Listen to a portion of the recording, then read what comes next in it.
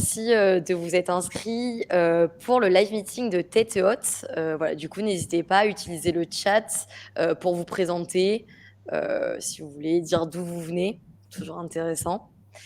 Je vais peut-être commencer par me présenter en attendant que tout le monde se connecte. Du coup, donc Fanny Imbert, je travaille pour Lita.co, qui est la plateforme d'investissement sur laquelle Tête Haute réalise sa levée de fonds citoyenne en ce moment. Donc, pour celles et ceux qui ne connaîtraient peut-être pas encore l'ITA, on est une plateforme d'investissement durable. On permet à des particuliers et à des professionnels d'investir en dette ou en capital dans des entreprises, des coopératives, des associations qui ont été sélectionnées sur des critères de performance économique et financière, mais aussi et surtout sur des critères d'impact social et environnemental. Et donc, du coup, à ce titre, j'en profite. Si vous souhaitez en savoir plus sur l'ITA, on organise des webinaires de bienvenue tous les 15 jours, qui sont des événements pendant lesquels on vous présente l'ITA plus en détail, les produits financiers et surtout la démarche d'investissement sur l'ITA, donc comment marche la plateforme. Donc, n'hésitez pas à vous inscrire au prochain, c'est sur la page d'accueil de l'ITA. Et donc, dans le cadre de notre activité, on organise des échanges avec les investisseurs et les entreprises en levée de fonds pour permettre un moment privilégié où les entrepreneurs présentent leurs projets et où vous pouvez poser toutes vos questions. Donc aujourd'hui avec nous, on a Fabien, Samuel et Guillaume, les dirigeants de Tête Haute. Donc merci à vous de vous être rendus disponibles. Du coup, comment va se décomposer ce live meeting? D'abord, donc, ils vont commencer par nous présenter l'activité de Tête Haute et cette nouvelle levée de fonds pendant une quinzaine de minutes. Et il y aura ensuite une session de questions-réponses. Donc, n'hésitez pas à poser dès maintenant vos questions dans l'onglet dédié juste en bas à gauche du chat et on pourra les prendre après la présentation. Faut savoir aussi du coup que l'outil Livestorm permet de faire monter des personnes sur scène. Donc si jamais vous recevez une invitation, n'hésitez pas à monter si vous êtes près derrière votre caméra. C'est toujours plus dynamique d'échanger de vive voix, mais évidemment si vous ne souhaitez pas monter, aucun souci, on posera votre question directement à haute voix. Voilà, du coup, je vais laisser la parole à Fabien, Samuel et Guillaume pour la présentation de Tête Haute. Je mets la présentation et c'est parti. Ok, merci Fanny. Eh bien, bonjour tout le monde et ravi d'être avec vous pour ce temps d'échange de ce midi. Alors l'idée, ça va être voilà, de vous représenter en un petit quart d'heure là, le projet, de rebalayer ensemble l'ensemble. Et puis après, on sera tout à votre disposition pour les questions-réponses. Donc, Tête Haute, un projet de brasserie artisanale qui a pour objectif de changer le regard sur l'insertion.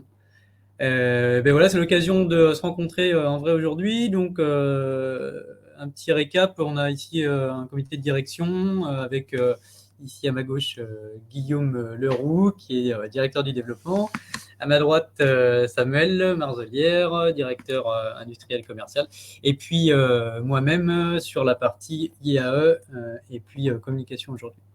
Voilà, donc la note de cadrage, vous le savez, c'est une levée de fonds ainsi à hauteur de 2 millions d'euros pour la tranche 2022-2024.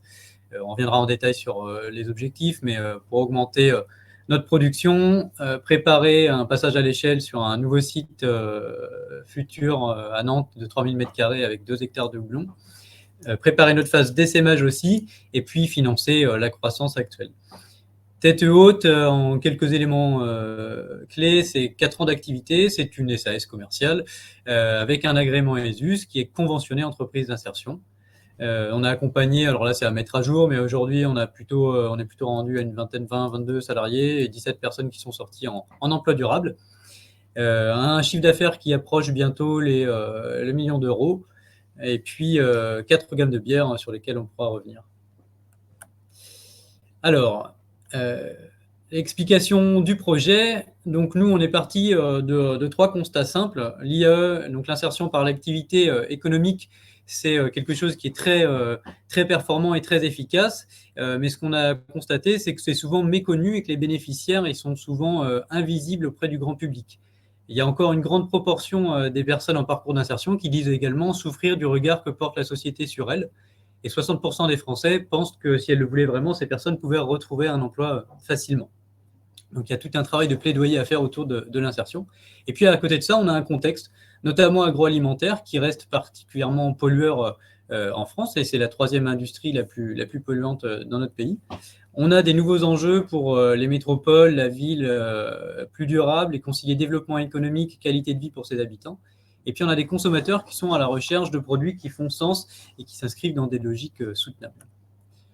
Donc la solution qui est portée par Tête Haute, c'est celle du brassage social. Donc, derrière ce jeu de mots, il y a à la fois une mission, des supports, une vision et un engagement. Notre mission, vous l'avez compris, c'est l'insertion sociale et professionnelle des publics qu'on accompagne à travers de l'accueil, de la formation, de la qualification, le montage des projets pro et puis le tuilage jusqu'au retour à l'emploi durable. Pour ça, on a 24 mois d'accompagnement. Un parcours moyen, c'est plutôt 1 an en interne.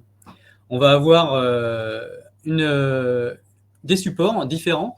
Donc à la fois, évidemment, la brasserie avec des supports agroalimentaires de production, de bière, de conditionnement, d'équipements divers, mais aussi des supports logistiques de distribution, et puis agricole, puisqu'on détient une houblonnière en propre sur une surface d'1 hectare aujourd'hui en bio. Notre vision, elle est simple, c'est que la bière, c'est un formidable vecteur de partage, de lien social, et on peut vraiment s'appuyer dessus pour défendre une vision d'un monde du travail plus équilibré, plus juste, et communiquer, plaidoyer véritablement sur les valeurs de l'insertion par l'activité économique. Et notre engagement, c'est un projet qui est fermement engagé pour une bière qui reste 100% indépendante, craft et humaniste, tout en étant respectueuse de l'environnement. En quelques chiffres, on approche tranquillement les 3000 hectolitres produits, ce qui fait de nous une brasserie de taille intermédiaire, voilà, montante. On n'est pas plus du tout une microbrasserie. Et puis voilà, 3000 hectolitres, il y a encore beaucoup de choses à faire en termes de volume. Environ, donc 100% de nos bouteilles sont consignées. Donc aujourd'hui, ça doit représenter un peu plus de 110 000 bouteilles réutilisées actuellement. 1 hectare de houblon en bio, on l'a dit. On revalorise 100% de nos drèches auprès d'agriculteurs et à travers de la R&D. 17 personnes accompagnées. On a été élu jeune entreprise d'insertion au niveau national, lauréat du prix économie de proximité. Et puis on a déjà 3 bières qui sont médaillées également. Plus de 600 revendeurs uniquement dans les Pays de la Loire, donc il y a voilà, beaucoup de possibilités encore. Et puis un tiers-lieu qui est hébergé par la brasserie qui prolonge la promesse de brassage social de Tête Haute.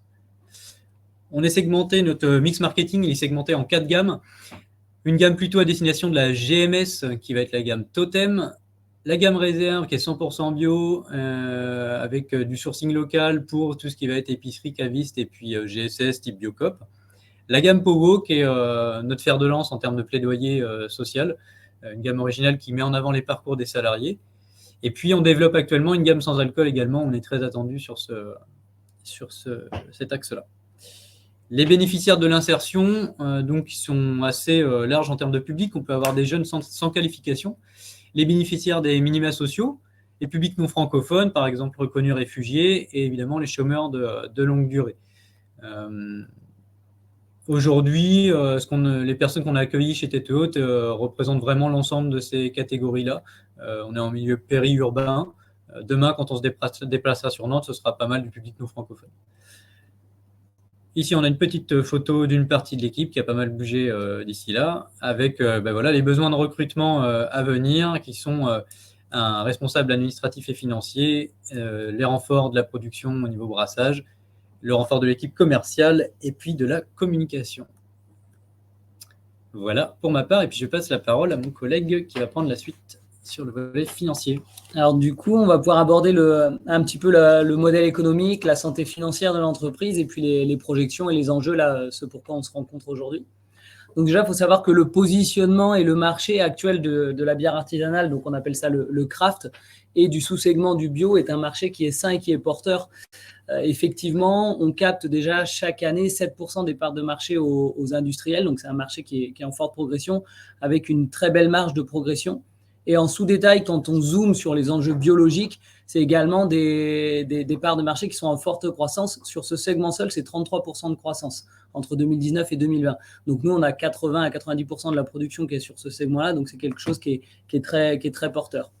Notre stratégie, qui est appliqué dessus. C'est un marketing qui est engagé. Vous l'avez compris au travers de la segmentation de gamme et un storytelling, donc une histoire qu'on raconte qui est assez forte, notamment sur les valeurs humaines et l'engagement RSE de l'entreprise, avec une gamme dédiée qui est la gamme Pogo.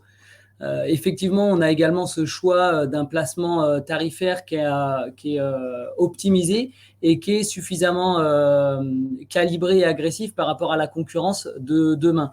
Et en ça, on entend qu'en fait, aujourd'hui, on est une brasserie taille intermédiaire, mais du coup, qui a axé son positionnement avec la capacité d'être en enjeu directement avec les brasseries de la taille du dessus. Donc, on capte clairement des parts de marché de nos concurrents un peu de taille supérieure. La structure aujourd'hui, notre entreprise, elle est effectivement à forte croissance. Vous voyez le chiffre d'affaires, on atteint bientôt cette année presque le million d'euros. On va être à 930 000 euros, donc on va le dépasser l'année prochaine. Avec un EBE qui est tout juste à l'équilibre sur cette année et l'année prochaine. Et puis après, donc l'excédent brut qui commencera à dégager de la marge à partir de 2024. On est sur des taux de marge qui sont très corrélés au secteur de l'activité, que ce soit sur les secteurs industriels, voire tous les secteurs artisanaux. Donc, on a un taux de marge qui est à 70%. Donc, tout à fait en adéquation avec l'activité du secteur, avec le fait quand même d'avoir des engagements sociaux importants. Les enjeux de la levée de fonds, donc vous avez bien compris, c'est une histoire effectivement qu'on raconte en 2 tours. Donc il y a le tour d'aujourd'hui qui est pour le renforcement de la structure, le passage à cette première échelle avec un besoin à 2 millions d'euros qui va venir renforcer, alors on l'a déjà abordé un petit peu tout à l'heure, mais sur 4 axes principaux. Donc d'abord, augmenter la capacité de production. Donc là, on investit dans des machines qui vont permettre de démultiplier la capacité de prod. Aujourd'hui, on peut produire, on est saturé à peu près à 3000, et là, on va pouvoir augmenter à 4000, puis 6000 hectolitres avec juste en renforçant l'outil. On renforce également les fonctions support. Donc là, on entend principalement la partie ressources humaines, avec un directeur du développement, une ou un responsable en communication marketing. Le milieu de la bière est un milieu où le marketing a une très forte présence et où les enjeux de communication sont importants. Donc, pour augmenter notre notoriété, on capitalise sur cette expérience-là. Et une équipe commerciale et un head brewer. Donc, le head brewer, c'est celui ou celle qui va être en responsabilité sur la partie qualitative et productive de la brasserie pour être garant d'une bière vraiment de qualité. On finance de l'ingénierie parce qu'on anticipe dès aujourd'hui le prochain tour et le développement de l'entreprise sur les 10 prochaines années. Donc, on finance effectivement la future installation de l'usine à Nantes en phase étude, et puis l'essaimage du projet qui est également en étude. Et on vient évidemment renforcer le besoin en fonds de roulement qui est capital dans notre phase de croissance. Je vous explique brièvement le second tour qui est à horizon 2025. C'est effectivement l'installation de la première usine tête haute à Nantes où les études sont déjà lancées. Donc, l'installation de l'usine en capacité d'exploitation et en outils nécessite 3 millions d'euros et le lancement également de l'essaimage a à peu près un besoin de 2 millions d'euros. Donc, c'est effectivement une histoire sur du long terme sur lequel on vous invite à vous inscrire. Voilà un petit peu, je ne vais pas rentrer trop dans le détail, mais la santé financière de l'entreprise au niveau chiffre d'affaires. On le voit 2022, 927 000, donc quasi pas loin d'1 million. On bascule en 2023 à 1,5 million et on a un taux de croissance qui est assez important, 2 millions 8, puis 3 millions et quelques. Donc, ces enjeux-là, ils sont très rapprochés à la réalité, le retour d'expérience des 4 premières années.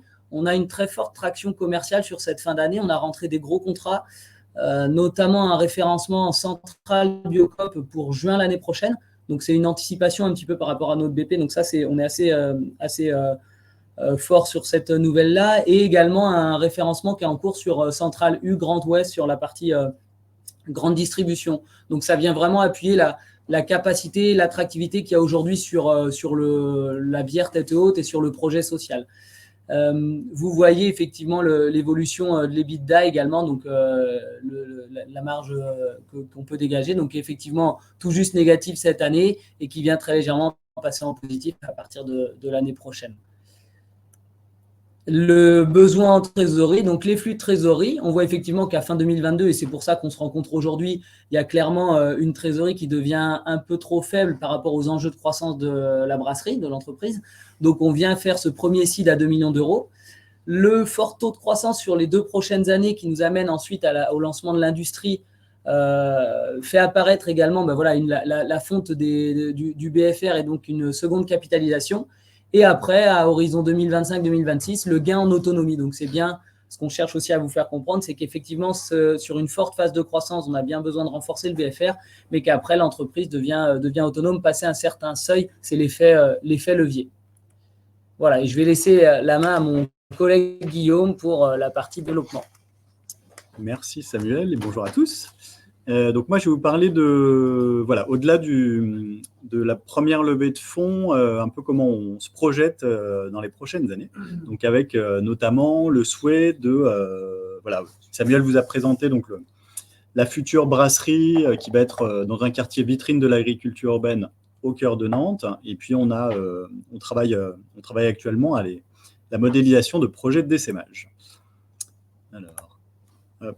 Donc, l'objectif, effectivement, de ce deuxième axe de croissance, la partie essaimage, c'est bien de démultiplier l'impact du projet, l'impact social du projet sur de nouveaux territoires, sortir de de ce premier territoire, les Pays de Loire, sur lequel on est bien distribué. Et donc, on cherchait effectivement un modèle qui nous permet à la fois d'être le plus impactant au niveau de l'impact social, donc sur la création d'emplois d'insertion, et puis à la fois pas trop gourmand en termes d'investissement. Et donc on travaille, on souhaite déployer ce qu'on appelle des brewpubs sur les territoires. Des brewpubs, c'est tout simplement des restaurants ou des bars qui produisent leur propre bière. C'est des modèles qu'on voit pousser petit à petit dans le milieu des brasseries. Et c'est des modèles très intéressants à plusieurs titres.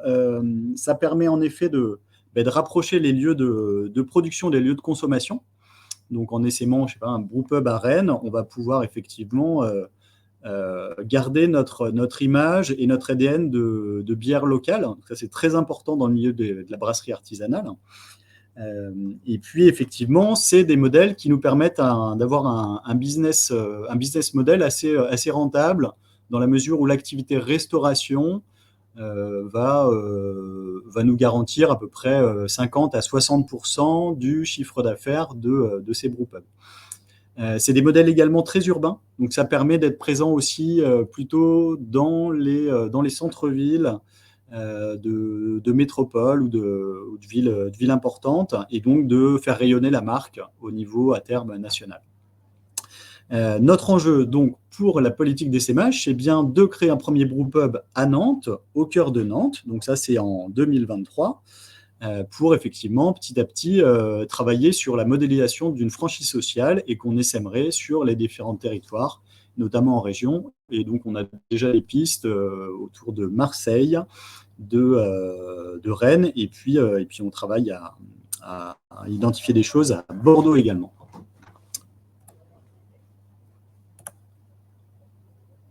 Voilà, sur le modèle brewpub, j'en ai déjà pas mal parlé, mais c'est bien un modèle donc adapté au centre urbain.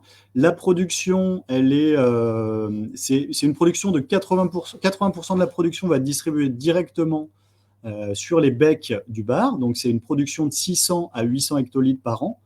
Et effectivement, c'est un modèle, ce que je disais, 50% brasserie et 50% restauration. Le modèle économique, effectivement, ça permet de dégager un chiffre d'affaires après la phase de lancement, à peu près de 1 million à 1,2 million d'euros par an, et puis un impact emploi direct autour d'une quinzaine de postes, dont à peu près la moitié en parcours d'insertion. Donc ça permet sur une dizaine, de 8 à 10 sites à terme, de générer effectivement un potentiel d'impact important de 70 à une centaine de postes. Voilà une petite cartographie de comment on projette nos différents chantiers, nos différentes brasseries. Alors, rapidement, on a la ligne en haut, la ligne en rouge, qui vous montre l'évolution de notre capacité de production. Donc, qui aujourd'hui, notre capacité de production maximum, elle est de 3600 hectolitres. Et ce qu'on voit, c'est à travers la levée de fonds dont on est en train de parler, la première de 2 millions d'euros, fin 2022, on va pouvoir effectivement augmenter cette capacité de production et puis effectivement pouvoir passer de 3006 à 7200 hectolitres. Et il y aura en effet une deuxième levée de fonds, courant 2024, fin 2024, qui nous permettra de faire d'augmenter à nouveau notre capacité de production de 7200 à 16 000 hectolitres. En jaune, vous avez actuellement la production de la brasserie du Cellier, dans laquelle on est aujourd'hui. Donc, on est bien à 2400 hectolitres produits vendus pour l'année 2022. Et on voit l'évolution donc de 4100 à bientôt 7000 hectolitres. Et 7000 hectolitres, ça correspond effectivement à la période où on va pouvoir commencer à construire Dogo. Donc, c'est la brasserie principale mère à Doulangoar. Et là, qui va commencer sur une première année d'exploitation en 2025 autour de 8000 hectolitres. Ce qu'on voit en rose en dessous, c'est les deux essaimages, donc les essaimages de brewpub. Donc un premier brewpub courant 2024, fin 2024, et puis un deuxième essaimage fin 2025. Voilà, on vous a présenté une petite modélisation de notre stratégie de distribution en dehors du territoire nantais. Donc aujourd'hui, on est très bien distribué sur le Pays de Loire, sur les Pays de la Loire. Et l'enjeu, c'est de s'appuyer sur des distributeurs indépendants qui sont spécialistes des bières et des bières craft pour effectivement pouvoir être distribués sur des nouveaux territoires. Donc, on a mis évidemment Paris qu'on va pouvoir tester en 2023 et puis implanter effectivement, travailler avec 2 distributeurs en région parisienne et puis qui seront renforcés par une équipe de commerciaux qui seront in situ. Voilà donc une première modélisation avec, évidemment, ce qui est important, c'est d'être présent en région parisienne. Un distributeur également sur Bordeaux qu'on va rencontrer la semaine prochaine. Et puis, effectivement, à terme, PACA et puis la région lyonnaise. Voilà, j'en reviens à notre plan de financement sur la levée de fonds dont vous faites partie sur la partie Crowd Equity Lita. Donc, sur nos besoins, donc on les a déjà détaillés, donc c'est autour de 2 millions d'euros. Notre plan de financement, il s'appuie sur 900 000 euros en equity, donc avec 300 000, l'objectif 300 000 euros levés par l'ITA, et puis également 600 000 euros qu'on va lever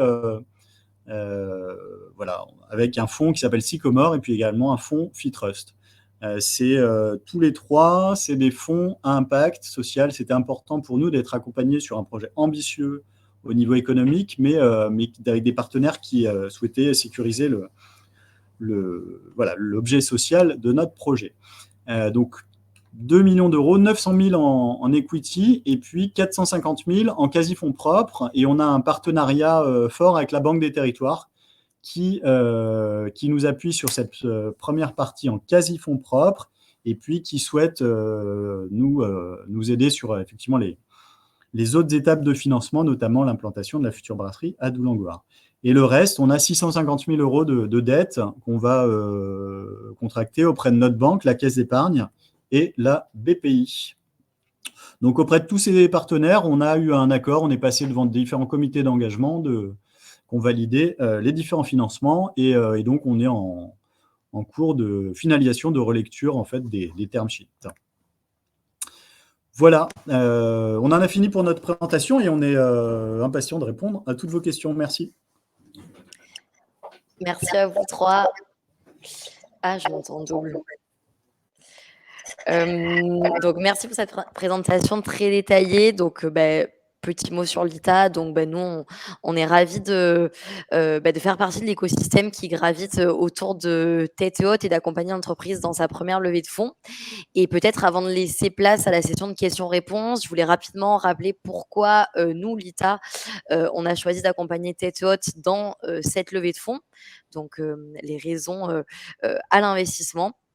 Donc tout d'abord, l'entreprise a une proposition de valeur et un positionnement de marque pertinent et percutant, à même de faire la différence sur le marché, y compris lors d'un éventuel essaimage.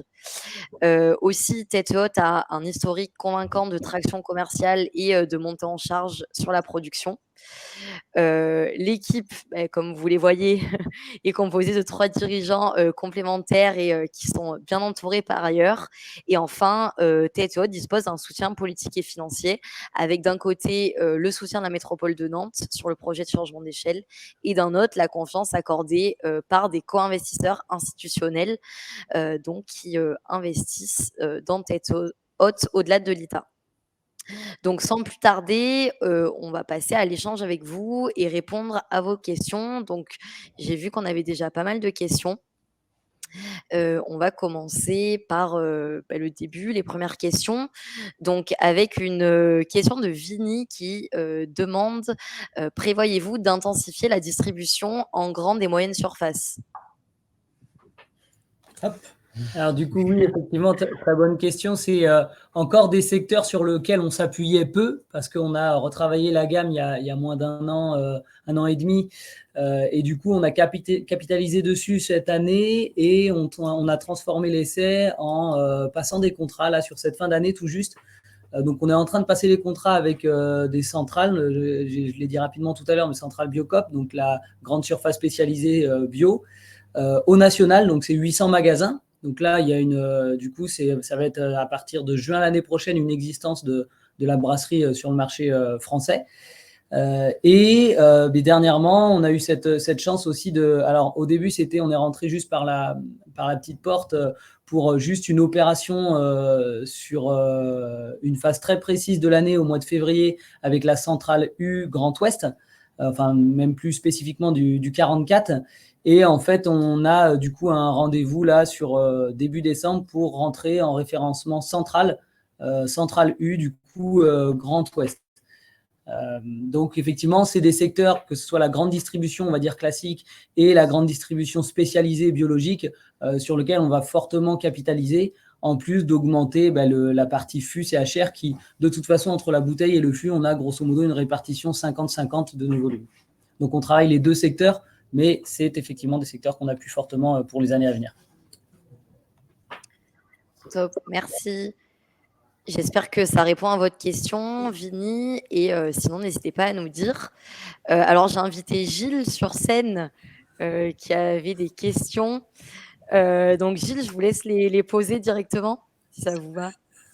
Oui, bonjour, bonjour l'équipe. Moi, je suis voisin puisque j'habite à Ancenis, donc je connais votre site et vos produits. Je voulais savoir d'abord votre future usine à Nantes, quel sera votre statut? Ce sera des nouveaux locaux dont vous serez propriétaire ou locataire et éventuellement quel type de bail. Et puis, je voulais savoir quelle incidence ça aura sur le site du Cellier, sur lequel il y a de la convivialité et de la présence. Bonjour Gilles, merci pour cette question. Eh bien oui, j'en discutais hier avec des élus de la commune. En effet, il y a une forte dynamique qui a été instaurée ici en milieu périurbain, et puis le Cellier, c'est notre commune de naissance, donc on y est attaché, etc. Avec le tiers-lieu et tout ce qui est mis en place, ce serait dommage qu'il n'y s'y passe plus rien ensuite, donc on travaillera une passation intelligente avec les gens du territoire qui sont engagés dans la dynamique du tiers-lieu pour voir comment ça peut perdurer et se réinventer. Par contre, la production va devoir se déplacer parce que le site va être véritablement trop petit dans 2 ans. Mais ça nous laisse 2 ans pour travailler cette question de passation. Et puis, Guillaume va pouvoir répondre sur la partie technique ingénierie. Sur notre futur site à Nantes. Donc, en fait, on a l'opportunité en fait, d'intégrer le site qui va être vitrine de l'agriculture urbaine sur Nantes. On va rejoindre donc 5-6 fermes, des fermes urbaines qui sont déjà implantées là-bas. Et on va pouvoir effectivement implanter, nous, une grande brasserie à visée productive de 3000 m² plus 2 hectares de houblon en bio. Donc, c'est voilà. Et effectivement, ce qui est intéressant, c'est de bénéficier aussi de ce cette nouvelle implantation, de ce nouveau quartier. Et en fait, on a été sélectionné pour notre projet social, environnemental, mais sur notre capacité aussi à animer le territoire en lien avec les autres acteurs de l'agriculture urbaine. Le montage de ce projet, on travaille dessus actuellement. On a bien eu la validation auprès de Nantes Métropole Aménagement de notre implantation. On sait exactement où est-ce qu'on va s'implanter. On travaille avec un cabinet d'archi sur les premières études. Donc, on a tout le déroulé qui va se faire. Sur le montage technique, montage financier du projet, on travaille dessus. En gros, on va créer une SCI qui va se monter, dont Tête Haute va être associée. Et on va aller chercher des financements liés plutôt à l'immobilier. Et ça, on va le faire à partir du début d'année prochaine. Et on a quand même un premier accord de principe auprès de la Banque de Territoire. La Banque des Territoires est très intéressée pour nous accompagner justement sur ce quartier, nouveau quartier, nouvel aménagement nantais. Ok, merci. Merci Gilles pour vos questions. Je vous fais redescendre de scène. Bonne journée. Alors, on enchaîne ensuite avec une question sur le référencement avec les clients, s'il est contractualisé et si oui, est-il annualisé ou pluriannuel? Alors du coup, on est sur effectivement différents types de contrats. Là, on est sur les premiers contrats, donc les centrales bio et les centrales grande distri, on est sur des contrats annuels avec des engagements de prix également à l'année, mais avec dans les CGV les clauses de révision, on va dire habituelles liées à la loi Egalim et Egalim 2. Et par contre, sur de la distribution, on travaille avec des contrats pluriannuels. Donc là, on a un engagement avec un distributeur sur tous les pays de la Loire sur 2 ans. La demande de la part de nos distributeurs était plutôt sur 3 ans. Nous, on a encore besoin un peu d'avoir du retour d'expérience, donc on a limité à 2 ans. Mais oui, voilà, on a bien effectivement des contrats qui incluent également des volumes. Donc ça sécurise à la fois les engagements en termes de capacité de production et besoins, planning de production, et en même temps, ça fiabilise les projections et le business plan. Merci pour ces éléments. Peut-être 2 questions ensuite de Marina, plutôt au sujet de l'IAE. Qui nous dit: «Merci pour cette présentation, c'est un très beau projet. Comment aménagez-vous le cadre de travail des salariés en insertion, donc notamment au niveau des horaires, de l'accompagnement?» Et aussi une autre question, est-ce qu'il y a déjà eu des cas de sortie négative de salariés en insertion? Oui, merci Marina pour ce retour et les questions. Sur la partie IAE, du coup, actuellement, ils sont entre 8 et 10 selon les moments et les entrées et les sorties. Le cadre de travail, donc, on est plutôt sur du temps partiel, on est sur du 28 heures semaine, pour permettre de dégager du temps sur des besoins extérieurs de démarches administratives, et puis parce qu'il y a une fatigabilité importante sur certains publics. Donc, ce sont des 28 heures semaine qui sont en horaire de jour. On avait une première organisation depuis 1 an et demi là, sur un 2-7, donc une équipe du matin qui fait du 7-13 et une équipe de l'après-midi qui fait du 13-18-30 en gros, donc la plage horaire c'est celle-ci. On est en train de remodéliser ça pour mettre plus de convivialité. Certainement, tout le monde va travailler sur la même plage horaire, sur un 8-18-30, quelque chose comme ça. Voilà, ils bénéficient une journée par semaine. On a notre conseiller en insertion pro qui est là. Là, ils sont actuellement juste à côté de nous en réunion encadrement technique. Ils bénéficient d'un accompagnement. Vraiment, c'est de la dentelle parce que à la fois en termes d'encadrement technique, on est sur du 1 pour 2. Ce qui est rare dans une EI, c'est vraiment un accompagnement de proximité, niveau production et technique. Et puis niveau accompagnement socio-pro, on a une personne qui est dédiée une journée par semaine, enfin 9 heures, un peu plus d'une journée par semaine, pour 8 à 10 personnes accompagnées. Ça les permet de les voir quasiment de façon hebdomadaire. Dans beaucoup de EI, c'est plutôt un rendez-vous par mois. Donc là, c'est très confortable aussi au niveau accompagnement et ça nous permet d'avoir des marges de progression là-dessus. Donc, ça donne des résultats qui sont assez intéressants, des parcours qui sont dynamiques, des personnes qu'on arrive à remettre à l'emploi avec des profils quand même assez fragilisés. Et pour répondre à la suite des questions, c'est arrivé, oui, qu'on ait des sorties, ce qu'on appelle sorties sèches ou non positives. Il y en a eu 2. quelqu'un qui a disparu du jour au lendemain, ça peut arriver. Et puis quelqu'un qui, pour des raisons de santé, a dû quitter l'entreprise. Voilà. Donc, sur le global, pour l'instant, 2 personnes qui n'ont pas pu ressortir d'emploi. C'est des très bons résultats malgré ces deux sorties non positives. En tout cas, Marina, j'espère que ça vous répond. Mais n'hésitez pas à écrire dans le chat si jamais vous avez besoin de compléments. On a une autre question de Serge qui se pose des questions au sujet de l'inflation. Donc, comment anticipez-vous le risque lié à l'inflation, notamment avec l'augmentation des prix des matières premières pour votre activité? Eh bien, merci Serge pour cette question qui est effectivement d'actualité. C'est un challenge. On va dire que depuis le lancement de l'entreprise, on a eu l'expérience, ça fait qu'on a passé quand même 2 années de Covid à se retrousser les manches et trouver les solutions.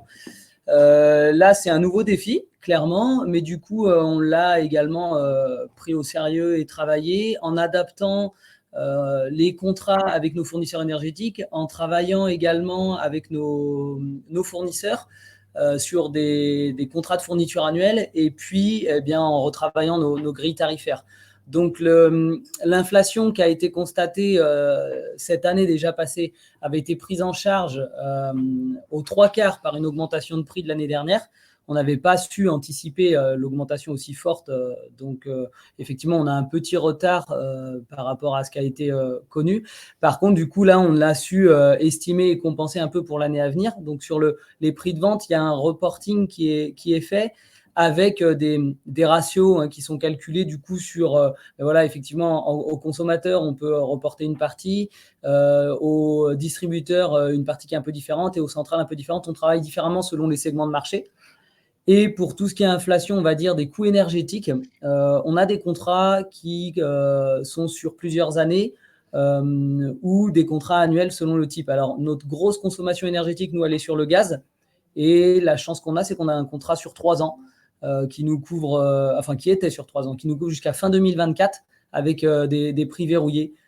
Et c'est notre grosse consommation énergétique puisque la chauffe de l'ensemble de l'unité de production, elle est faite à la vapeur qui se sert sur le gaz, le propane de ville. Donc, on va dire que le gros impact, il est ici. Le second impact, il est sur la fourniture en électricité, mais là, c'est plus de nos fournisseurs, notamment le fournisseur vert. Et là, on a des systèmes palliatifs.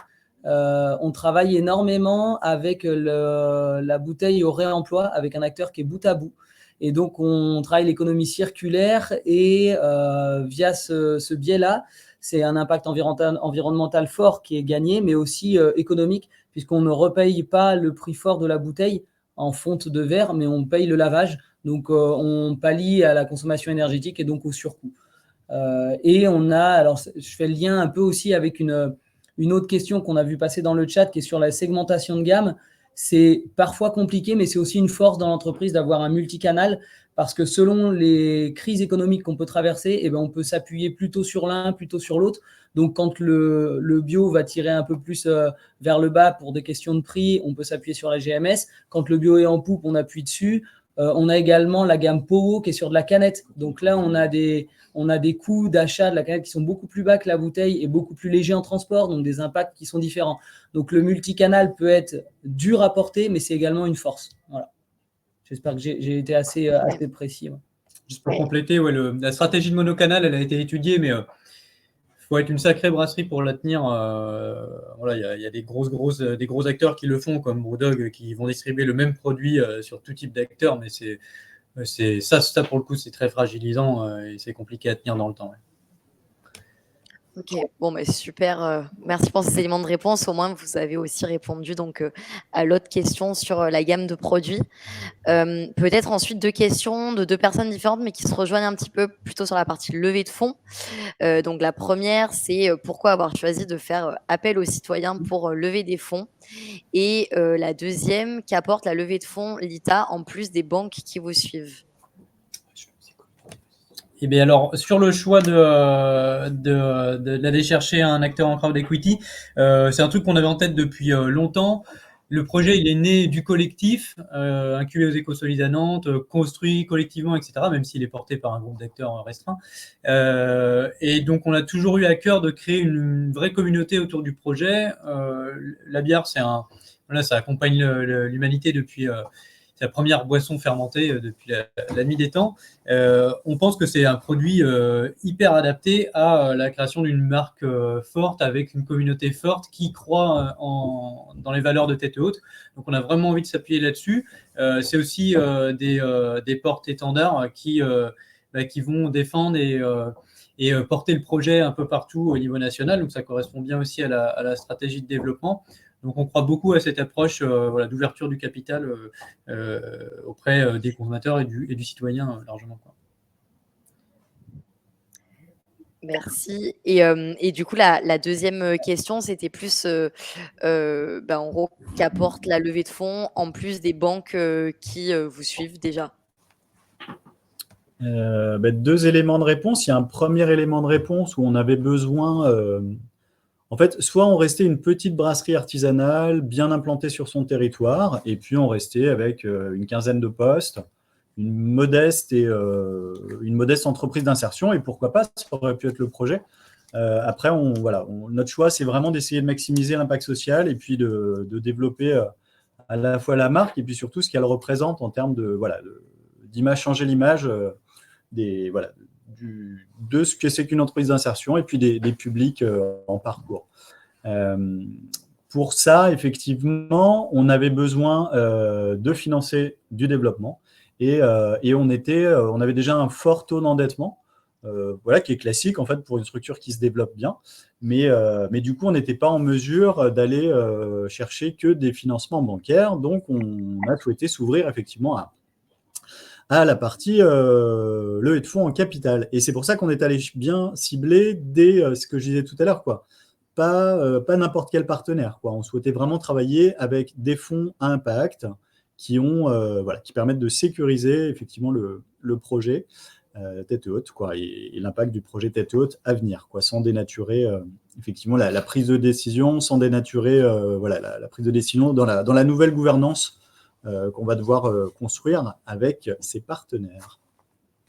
On a choisi l'ITA parce que dans les acteurs du crowd equity, l'ITA, c'est très fluide les relations avec Inco, Fitrust et ce type d'acteurs. Ils ont l'habitude de travailler ensemble, ils travaillent bien ensemble. Quand on écrit des term sheets, ça se tient, tout le monde attend la même chose en termes d'attente financière et des KPIs aussi sur les résultats environnementaux, sociaux. Donc ça, c'est cohérent, quoi. Et puis, il y a des passerelles aussi avec des projets qui ont déjà été accompagnés par l'ITA. Enfin, en ce moment, il y a aussi, je crois, en clôture de levée de fonds, Bout à Bout, oui. qui est un des partenaires clés aussi du projet Tête Haute. Voilà, on a grandi en même temps que cette structure. C'est intéressant de se retrouver un peu sur les mêmes plateformes. Merci pour vos retours. J'ai invité Julien sur scène qui avait une question sur votre projet de brewpub. Julien, je vous laisse poser votre question. Oui, merci. Merci pour votre présentation. Moi, ce n'est pas une découverte parce que je connais Samuel et Fabien depuis longtemps. Samuel, en tout cas, encore un peu plus longtemps. Et je suis le projet Tête Haute depuis le début et depuis le démarrage en ayant un peu sponsorisé via le groupe dans lequel je travaillais avant, qui était FH. Donc, je ne découvre pas grand-chose. En tout cas, c'est dans la bonne lignée de tout ce qu'ils ont créé. Non, je me posais une question sur le brewpub, un terme que je ne connaissais pas, mais je vois que ça allie la restauration, le brassage sur site. Ça veut dire que vous allez développer une offre de restauration en propre ou vous cherchez des partenaires aujourd'hui, des restaurateurs, des gens qui ont envie de se mêler à l'aventure avec vous? Ouais, merci Julien. Bonjour Julien. Rien. Ravi de te voir.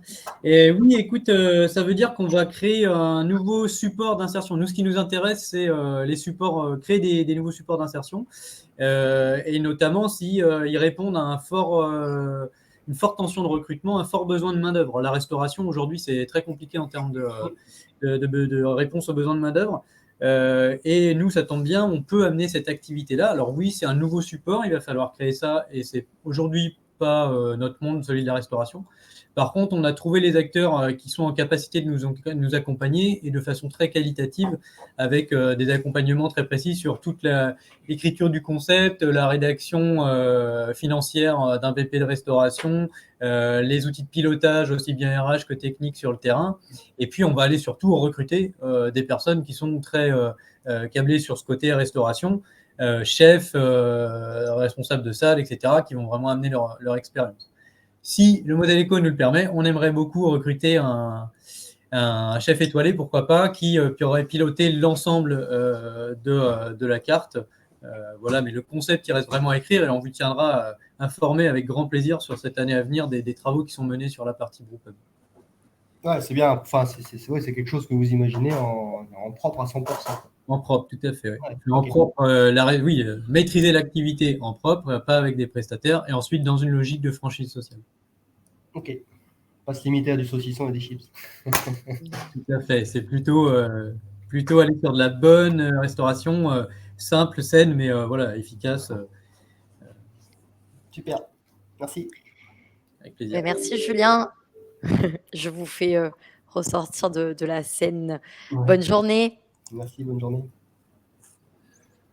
Hop. Ah, c'est bon. Alors, du coup, on n'a plus de questions pour le moment, donc n'hésitez pas, si jamais vous avez encore des questions, à les poser maintenant. Bon, après, évidemment, vous pourrez toujours les poser dans la partie questions-réponses sur la fiche projet. N'hésitez pas, je vous ai mis le lien. Voilà, donc on peut prendre encore une ou deux questions, mais sinon, en attendant, pour rappeler rapidement l'offre en cours sur l'ITA, donc il s'agit d'une levée de fonds en actions, éligible à la réduction d'impôt de 25% du montant investi, donc l'année qui suit votre investissement. Donc vous pourrez déclarer cet investissement l'année prochaine. Au-delà de ça, vous pouvez aussi loger cet investissement sur un compte PEA ou PEA-PME.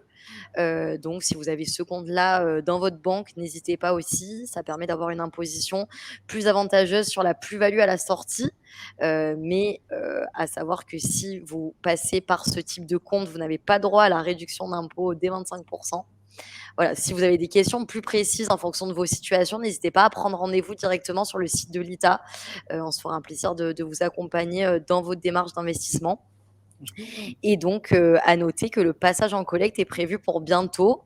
Restez connectés, vous recevrez un mail vous informant de l'ouverture des souscriptions si vous avez déposé une intention d'investissement. En tout cas, si vous n'en avez pas déposé et que le projet vous a convaincu, n'hésitez pas à aller le faire dès maintenant. Voilà, je ne sais pas si on n'a pas... Non, on a une nouvelle question. Alors... une question. Quelle plus-value espérez-vous, pensez-vous avoir dans 5 ans pour les investisseurs? Bon, c'est une question très difficile à laquelle répondre, mais je vous laisse... Fois 50, fois 50, fois 100. On va essayer d'y répondre, oui, sans dire de bêtises. Merci. Face à Guillaume, du coup. Alors, ça va être vraiment juste un élément de réponse de manière assez classique. On avait commencé à modéliser, on s'était dit effectivement que d'ici 5 ans, donc 2027, la deuxième année après l'ouverture de notre nouvelle brasserie à Doulan-Gohard, avec en effet des premiers brewpubs qui sont essaimés, on imaginait faire une valorisation de à peu près entre x6, x8, quoi. C'est assez classique, je dirais, sur des projets qui fonctionnent bien, qui marchent bien sur des secteurs dynamiques comme celui de la brasserie. Donc voilà, aujourd'hui le projet, on est valorisé à hauteur de 3,6 millions et grâce à cette levée de fonds. Et l'enjeu, effectivement, c'est d'être autour de une valeur autour de 21 millions en 2027. Voilà, c'est vraiment c'est des projections à grande masse et il s'agit pour nous de faire la démonstration de ce qu'on avance dans les prochaines années qui seront décisives. En fait, il y a déjà pas mal de comparatifs. C'est quelque chose qui existe, la valo d'une brasserie, et il y a du passif. C'est pas une start-up où on va pouvoir valoriser un peu comme ça très fortement, on doit mouiller. Donc, on joue dans un cadrage qui est déjà un peu établi, quoi. malgré tout, avec la logique d'essaimage, il y a moyen d'écrire vraiment une belle histoire. Ça, on en est convaincu. Et Que nous ça aussi. répond. Tant mieux. Mince, je me suis mis en gros. On peut monter sur scène. Ouais, super. Ben, merci pour ces derniers éléments de réponse. Je pense qu'on n'a plus d'autres questions. En tout cas, merci à vous de vous être connectés et pour avoir posé toutes ces questions. J'espère que vous repartez ce live avec vos réponses et que ça vous a convaincu. Si tel n'est pas le cas, on reste évidemment disponible avec grand plaisir pour échanger avec vous par la suite. N'hésitez pas à revenir vers nous. Tout à fait. Et ceux peut-être qui n'ont pas eu le support, on peut le repartager.